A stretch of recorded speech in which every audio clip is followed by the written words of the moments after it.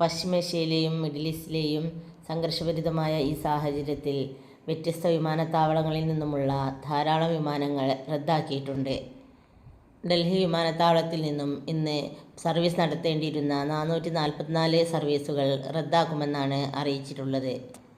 നെടുമ്പാശ്ശേരി വിമാനത്താവളത്തിൽ നിന്നും 16 സർവീസുകളാണ് റദ്ദാക്കിയിട്ടുള്ളത്. എന്നാൽ മസ്കത്തിലേക്കും ജിദ്ദയിലേക്കും പുറപ്പെടേണ്ട സർവീസുകൾ ഉണ്ടായിരിക്കുന്നതാണ്. തിരുവനന്തപുരത്ത് നിന്നുമുള്ള 34 സർവീസുകളും തിരുവനന്തപുരത്തേക്കുള്ള 17 സർവീസുകളും റദ്ദാക്കിയിട്ടുണ്ട്. കണ്ണൂർ വിമാനത്താവളത്തിൽ നിന്നും ഗൾഫ് രാജ്യങ്ങളിലേക്ക് ഇന്ന് നടത്തേണ്ടിയിരുന്ന 7 വിമാന സർവീസുകൾ റദ്ദാക്കിയിട്ടുണ്ട്. യാത്ര പുറപ്പെടുന്നതിന് മുമ്പ് യാത്രക്കാർ വിമാന കമ്പനികളുമായി ബന്ധപ്പെടണമെന്ന് വ്യോമയാന മന്ത്രാലയം അറിയിച്ചിട്ടുണ്ട്.